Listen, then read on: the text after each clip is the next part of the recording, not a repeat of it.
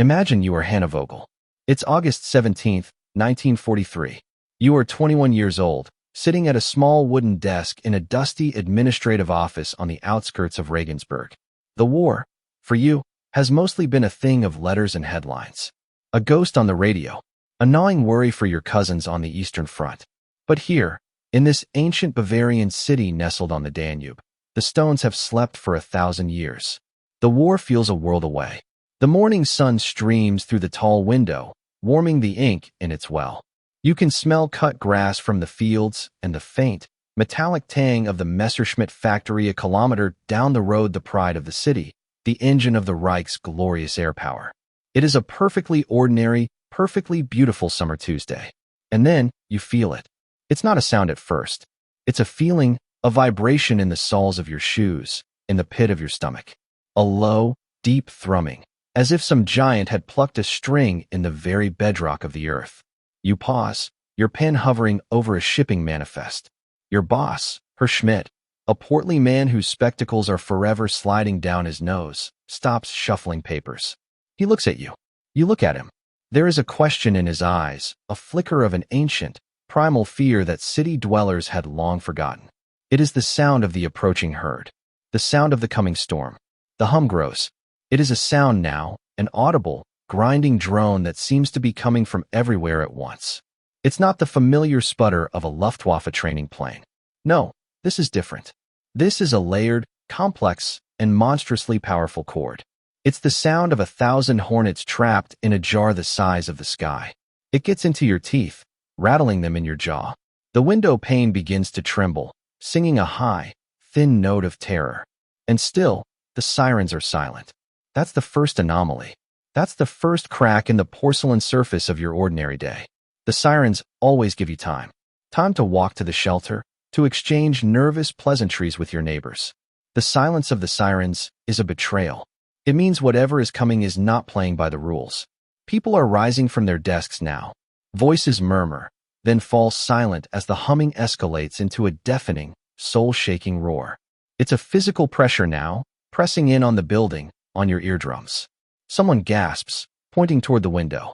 Drawn by a force you cannot resist, you join them, pressing your face close to the glass. You look up into the flawless blue canvas of the Bavarian sky, and what you see makes your heart stop.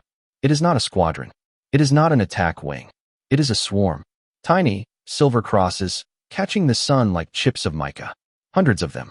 Then more and more, pouring in from the west in a formation so vast, so geometrically perfect, it feels less like a military force and more like a law of physics being revealed.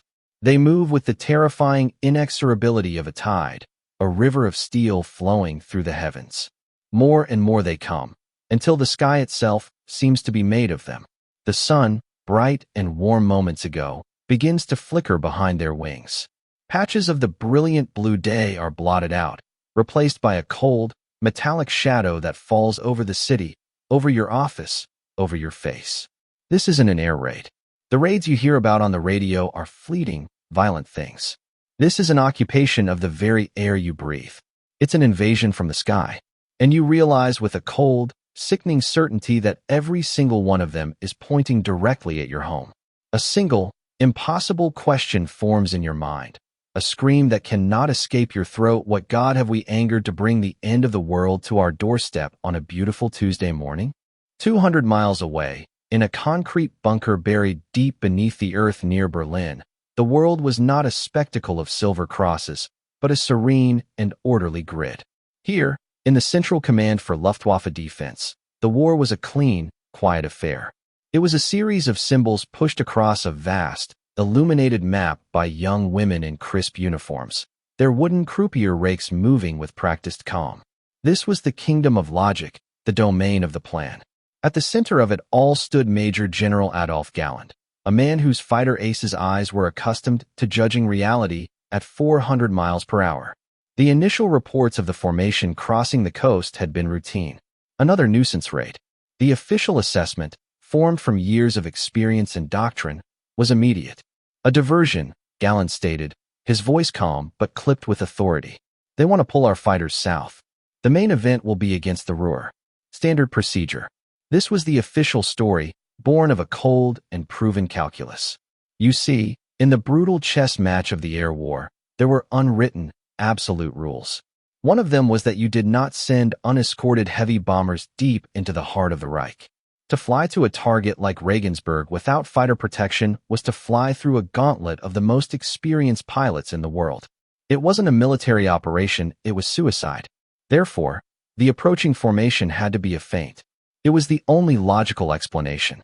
The order was given: commit a fraction of the available fighter wings to harass the formation, but keep the main force, the powerful Jagdgeschwader 26 and Jagdgeschwader 2, held back, ready to meet the real attack when it came.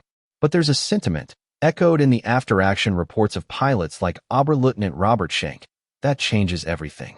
The tone of the first intercepting pilots, crackling over the bunker's speakers, isn't the confidence of hunters engaging a decoy. It's filled with a raw, breathtaking awe. A voice, strained by the roar of his engine, gasps, "Control target in sight." My God, the numbers are, they fill the sky. Formation is perfect. No stragglers. They are not behaving like a diversion. A murmur ripples through the quiet of the command center. On the map, the little wooden marker representing the American force doesn't waver. It doesn't probe. It just keeps coming, a single, enormous arrowhead aimed directly at the heart of Bavaria. The confident logic of the room begins to feel thin, brittle. It feels like dogma. And then, the contradiction arrives. Not as a whisper, but as a thunderclap. A new set of frantic reports comes in, this time from radar stations in the north. Another formation, another massive stream of bombers, even larger than the first, has crossed the coast. They are flying a completely different route, and their heading is locked on a target of equal, if not greater, importance: the ball-bearing factories of Schweinfurt. In the bunker, a deathly silence falls. The women with their wooden rakes freeze. General Galland stares at the map, his face a mask of stone. The two great arrows of the American formations, hundreds of miles apart, were now both pushing deep into the Reich. He had spent his career learning the rules of this deadly game, only to watch the enemy flip the board over. The raid on Regensburg wasn't a feint to protect a main attack. It was a main attack, and so was the raid on Schweinfurt. The Americans hadn't sent one suicidal deep penetration raid. They had sent two. Let's pull back from the chaos and ascend to the cold, clear altitude of strategy. To understand the sheer, world-breaking insanity of what the Americans were doing, you have to understand the German war machine in 1943. Think of the entire Third Reich as a fortress. The walls of that fortress, the shield that kept the war a distant problem for people like Hanna Vogel, was the Luftwaffe. As long as the Luftwaffe controlled the skies over Germany, the heart of the Reich could keep beating.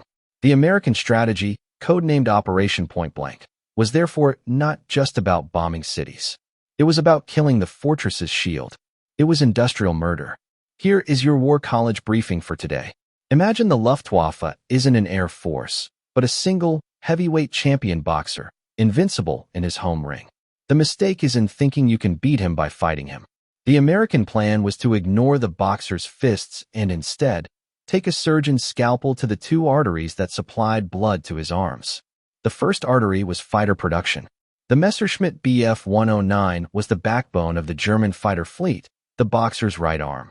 And the single most important assembly plant for that aircraft was the factory complex at Regensburg. Taking it out would cripple the boxer's ability to throw a punch for months. The second artery was smaller, more obscure, but infinitely more critical. Ball bearings.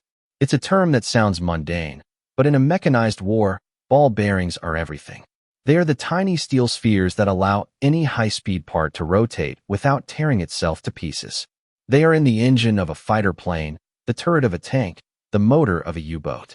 And nearly 60% of Germany's entire supply came from a handful of factories clustered in one small town, Schweinfurt. To destroy Schweinfurt was to give the champion boxer a case of instant, crippling arthritis. It was to sever the connection between his brain and his fists. This is why the twin raids were not just a bold move, they were a dagger thrust at the very heart of Germany's ability to wage war. If either of these raids succeeded, it would be a catastrophe. If both succeeded, it could shorten the war by a year. The stakes were the entire damn war. Back in General Galland's bunker, this horrifying realization dawned in minutes. The two American arrows on his map were no longer military formations, they were scalpels, slicing their way toward the Reich's vital organs. The enemy wasn't at the gates, he was already in the operating theater. There was only one option left. A brutal, bloody, all-or-nothing gamble. The ticking clock wasn't just the bomber's progress, it was the fuel gauges in his fighters' cockpits. He gave the order that would define the air war for the rest of the year. He looked at the map and declared his own plan obsolete. Scramble every available fighter. From every airfield. From training schools. From reserve units. Every pilot, every plane that could fly was to rise and engage. It was no longer a chess match. It was a bar fight in the sky over Germany, and the only rule was that the last man standing would win the war. From 20,000 feet, the world is a map. A silent, beautiful, and deceptively peaceful thing. For Colonel Burnley Jr., sitting in the glass nose of the lead B-17, the Piccadilly Lily, this map was the chessboard. And he was watching the opening move of the most audacious gambit of the war. Below him, stretching back for miles, was not a squadron but a city flying in formation. 146 flying fortresses of the 4th Bombardment Wing, a river of aluminum and plexiglass, their 4,000 machine guns bristling like the quills of a celestial porcupine. There was a raw, terrible beauty to it, a feeling of invincible power. This was the hunt. And for the men in those bombers, the mystery of how to break the back of the Reich seemed, for a few glorious hours, to be solved. The first clue was the sheer, breathtaking genius of the plan itself. Here is your War College briefing on the anatomy of a perfect trap.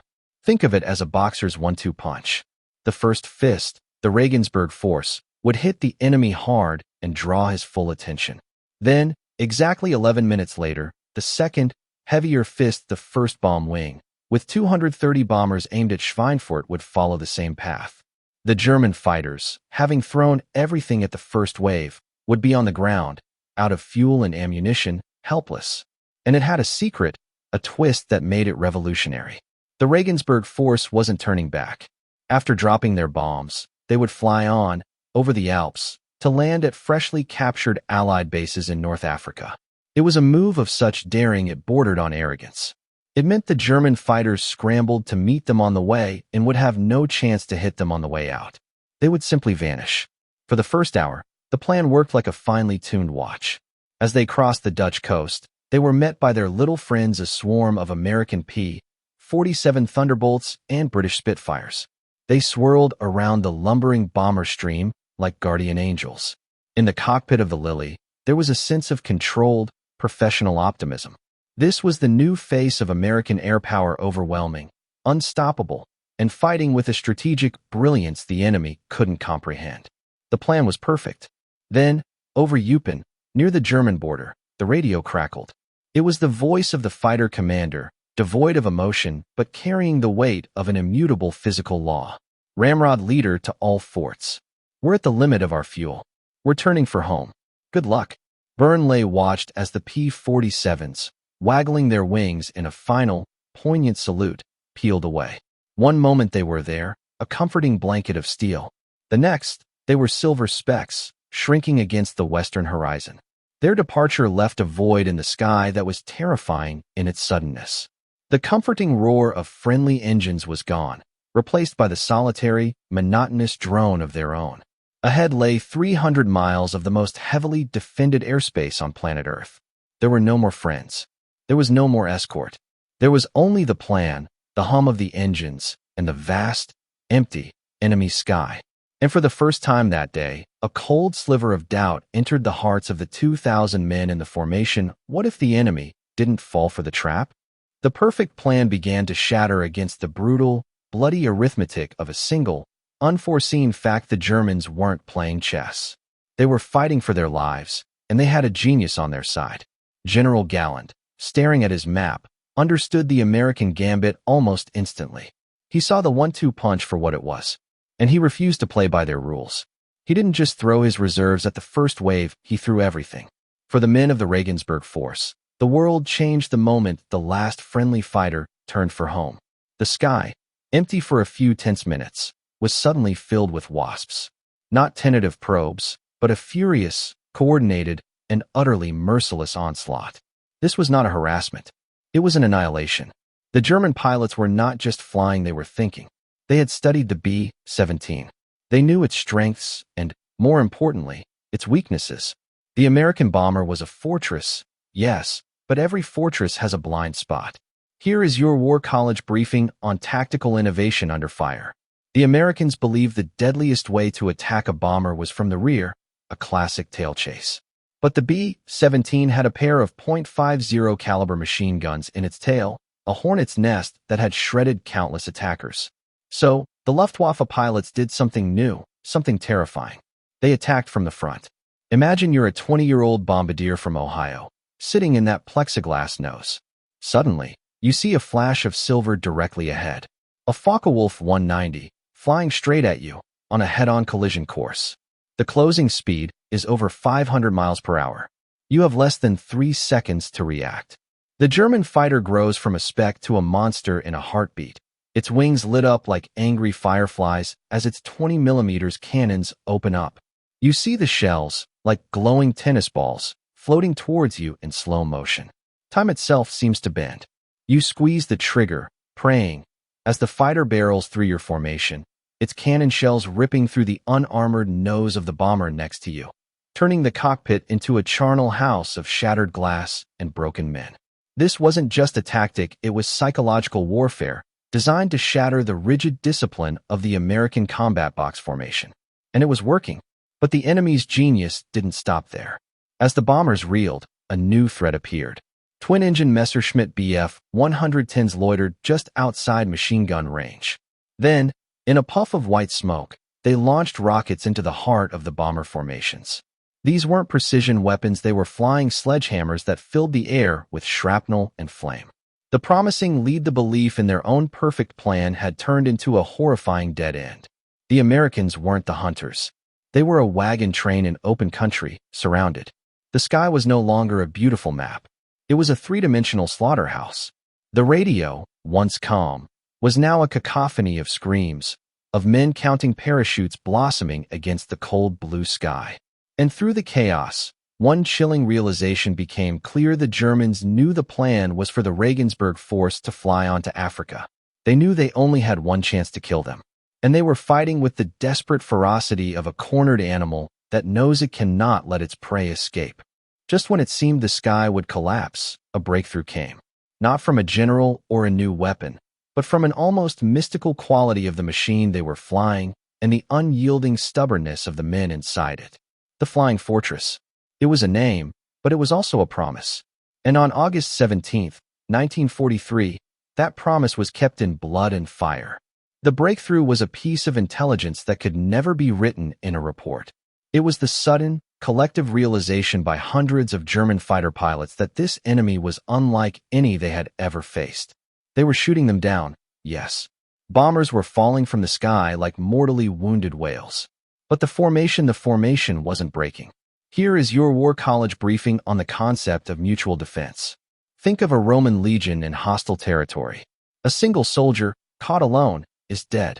But when they form the testudo, the tortoise formation, with shields interlocked, they become a single, walking fortress. The strength of the formation is not the sum of its parts, it is multiplied exponentially. The American combat box was the testudo of the air. Each B-17 was designed to cover the blind spots of the planes around it. A well-flown combat box could bring nearly 300 heavy machine guns to bear on any attacker. It created a cone of interlocking fire so dense that German pilots would later call it the Teppich US Blei, the carpet of lead.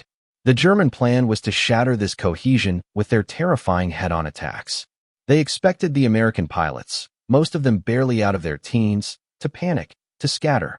A scattered formation was a flock of sheep for the wolves to pick off at their leisure. But they didn't break. In the cockpit of a B-17 named Damn Yankee, Lieutenant Sam Turner watched his airspeed fluctuate as the bomber on his wing, its number 2 engine on fire, began to fall behind. His own plane was shuddering, a foot-long gash torn in its rudder. Every instinct screamed at him to pull away.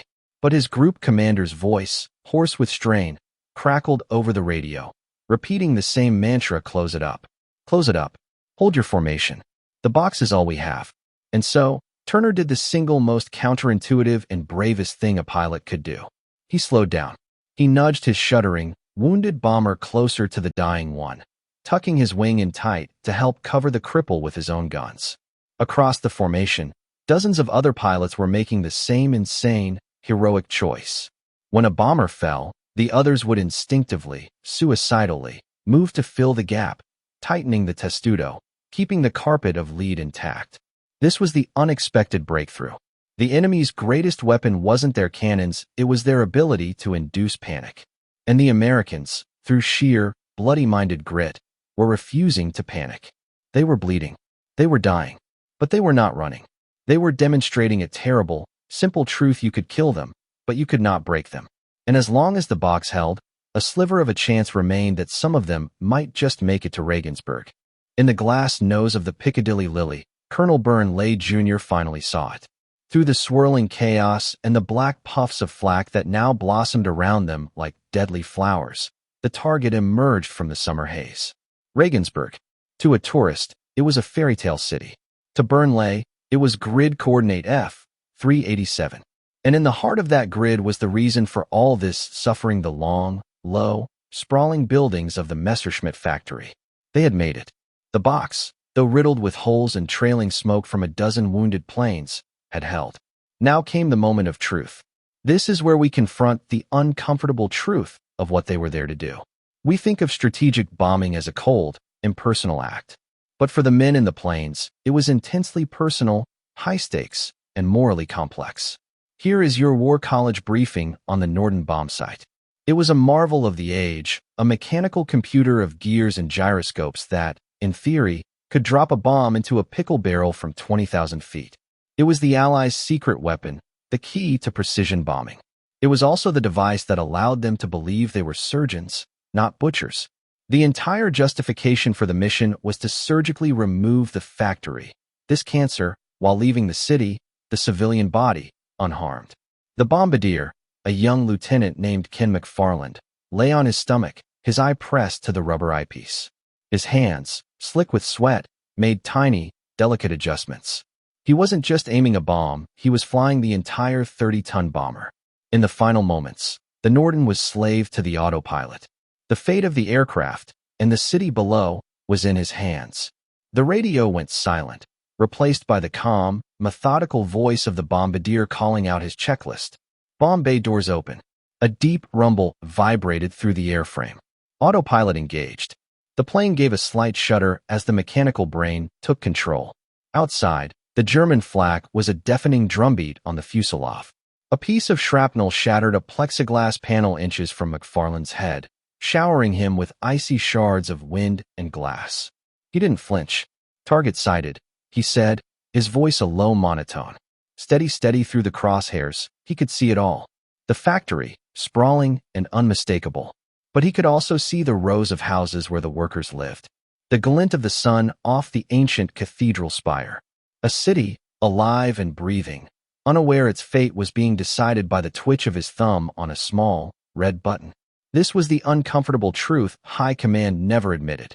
The pickle barrel was a myth. From 5 miles up, with the plane bucking in the flak, precision was a prayer, not a science. The line between the factory and the city, so clear on the maps, was a blurry, terrifying fiction. The surgeons knew, with a sickening certainty, that their scalpel was about to slip. Bombs away. A series of violent lurches as 12 500-pound bombs fell from their shackles. The Piccadilly Lily leaped upward, suddenly lighter. And then, from the other 120 bombers that had made it this far, a storm of high explosives rained down from the sky. Burnley watched them fall, a terrible, beautiful cascade of silver teardrops glinting in the sun. They were aimed at the factory. But he knew, and every man in that formation knew, they were not just bombing a building. They were bombing Regensburg. The official story was precision. The ground truth was devastation. The moment the last bomb fell, the mission wasn't over. It had just entered its most desperate phase. The plan, the great strategic document, had a final, elegant chapter: the flight to North Africa. On paper, it was a masterstroke. The bombers would simply fly away, leaving the fuel-starved German fighters behind, to land on friendly fields under the warm Mediterranean sun.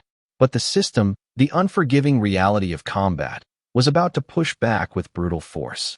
The plan had been written by men in comfortable offices who saw the world as a flat map with neat lines. The reality was being flown by men in shot-up, bleeding airplanes. Here is your War College briefing on friction, the most important word in military theory.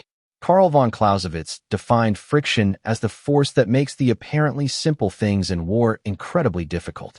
It's the mud that slows the tank, the radio that goes dead, the map that turns out to be wrong. On August 17th, the friction was a combination of battle damage, weather, and the sheer, unforgiving geography of the Alps. The first radio reports to 8th Air Force headquarters in England were a cascade of catastrophic friction.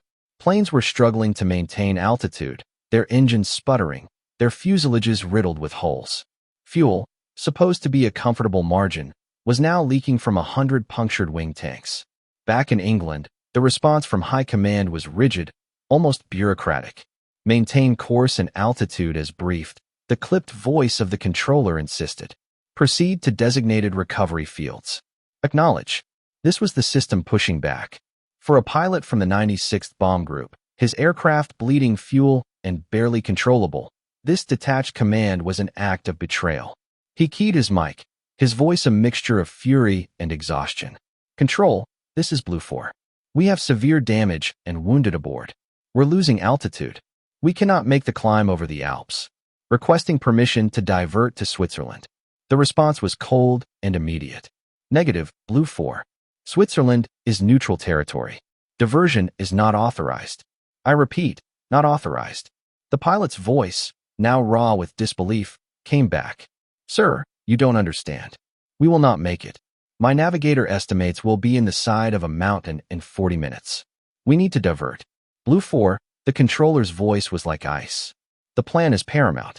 You are to proceed as briefed. Do not break formation. That is an order. Out. This was the lowest point. The absolute bottom. The sky over Germany was a receding nightmare, but the enemy now was something far more implacable: physics. Gravity, fuel consumption, and the unyielding granite of the Alps. In the cockpit of the damn Yankee, Lieutenant Sam Turner wrestled with a plane that was dying under him. 2 of his 4 engines were out. The Alps loomed ahead like a wall of white-fanged teeth, their peaks at an altitude he could no longer hope to reach. The controller's order to maintain course was a cruel joke from another universe. He was ignored. He was abandoned. His navigator, a pale, sweat-soaked kid from Brooklyn, looked back. "Skipper," he said, his voice a whisper over the shriek of the wind through the torn fuselage. "We have maybe 30 minutes of fuel. We won't even make it to the foothills." Turner knew. He looked out at what was left of his squadron. He could see 2 others in a similar state, lagging behind, the walking dead. The plan said Africa. The reality said a shallow grave in an Austrian valley. He made the decision his commanders refused to. He broke radio silence. "Mayday, mayday. Damn Yankee going down. 2 engines out. Losing altitude. I am turning for Switzerland." He gave his position, then let go of the microphone. It was an act of profound insubordination. He was choosing to save his men rather than save the plan. He watched as the other 2 crippled bombers followed his lead, banking slowly, painfully, away from the main formation, like wounded animals seeking a quiet place to die. The rest of the force, the ones merely damaged instead of mortally wounded, flew on, a ragged line disappearing into the haze over the mountains. This was the price of truth. The truth was that the mission, for him and for dozens of other men, was a failure. The elegant arc on the map that swept from England to Africa was a lie. The real map was a series of brutal, jagged lines, some of which ended here. As he nursed his dying plane over the last ridgeline and saw the placid, untouched blue of Lake Constance, he felt a crushing sense of defeat. He had survived the fighters, the flak, the terror. And for what? To be interned, to sit out the rest of the war as a guest of the Swiss government.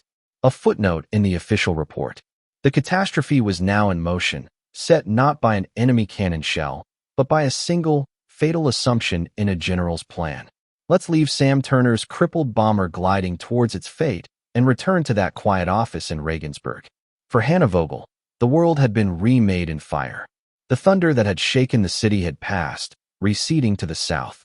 An unnatural silence had fallen, broken only by the distant, wailing scream of sirens, a warning that had come far too late. Huddled with her co-workers in the basement, Hannah finally emerged into the gray, smoke-choked afternoon. What she saw was the ground truth, written in shattered stone and human agony. The factory, the intended target, was a twisted skeleton of steel and fire, a vision of hell. From the detached perspective of a planner in England, this was a bullseye. Mission accomplished. But the surgeon's scalpel had indeed slipped. Hannah stared in disbelief at what used to be the neat rows of workers' houses nearest the factory. They were gone, erased from the earth, replaced by a moonscape of craters and dust. The roof of a 13th-century church had been peeled back like a tin can. People wandered the streets in a daze, their faces covered in a fine white dust that made them look like ghosts. They were the survivors of a man-made earthquake. The official American report, filed a week later, would state the bombing was concentrated in the target area with a high degree of precision. It would celebrate the destruction of 70% of the factory's capacity. It would tally the loss of their own aircraft, 24 fortresses from the Regensburg force alone, another 36 from Schweinfurt. A terrible, but acceptable, cost. But there is another document, a declassified file from the city of Regensburg's municipal archives. It is the sterile, bureaucratic ledger of the dead from that day. It lists over 400 names. Not soldiers. Men, women, and children. It lists a Frau Schmidt, age 68, killed in her kitchen 2 kilometers from the factory. It lists 2 children, Dieter and Klaus, ages 8 and 10, killed in their schoolyard when a single stray bomb, a single statistical error, fell a mile wide of its mark. This was the ignored warning. Not a warning that could be radioed ahead, but the intrinsic warning that the line between a military target and a city was a fantasy. The catastrophe was not just in the 60 American bombers that fell, or the nearly 600 airmen killed or captured. The catastrophe was also here, in the rubble of a civilian street, in the silent ledger of the dead. The unavoidable, brutal consequence of a plan that looked perfect from 5 miles up, but was pure, indiscriminate terror for those living underneath. Years pass. The war ends. The world moves on. The rubble of Regensburg is cleared away. The story of the Great Raid settles into the comfortable narrative of history. A statistic, a chapter in a book, remembered for its audacity and its terrible cost. The official version holds a daring, costly, but ultimately successful strike. The inconvenient details the cruise in Switzerland. The civilian casualties fade into the footnotes. Then, decades later, a historian is digging through the declassified archives of the 8th Air Force. He finds a thin, unremarkable file post-strike reconnaissance, Regensburg, August 1943. Inside are glossy, high-altitude photographs taken by a lone spy, plain a few days after the raid. The first photo confirms the official story. The factory is gutted. A clear success. But then the historian turns the page. The subsequent photos are wider shots. And that's when he sees it. The bomb craters are not, as the report claimed, concentrated in the target area. They are scattered. There is a clear pattern, a long, lethal string of explosions that starts on the factory grounds, but continues for nearly 2 miles, marching directly through a dense residential area. The precision was a lie. Not a deliberate lie, perhaps, but one born of hope and necessity. The photographs are the undeniable, geometric proof of what Hannah Vogel saw with her own eyes. The raid had cut a random, brutal scar across the entire city. But the most damning piece of evidence comes to light later, from an entirely different source. It's an interview with a former Luftwaffe officer, an old man now, remembering the war. He is asked about the great raids of 1943. He smiles a thin, weary smile. "Ah, Regensburg," he says. "We learned something that day." He explains. The damage to the factory, while spectacular, was not fatal. The Germans, masters of improvisation, simply did what the American planners had never considered. They decentralized. Within weeks, they had moved the most critical assembly work out of the main factory and into smaller, hidden workshops. In the forests, in caves, in the basements of breweries. They broke the factory into 100 tiny pieces and scattered them across Bavaria. By the end of 1943, just 4 months later, Messerschmitt production was not just restored, it was higher than it had been before the raid. The great knockout blow, the surgical strike that had cost 600 American airmen their lives and hundreds of German civilians theirs, had ultimately failed. The boxer's artery had been severed, but he had simply grown a dozen new ones, stronger than before. It forces us to ask a difficult question in the brutal calculus of war. What is the true cost of a perfect plan when its very foundation is a lie?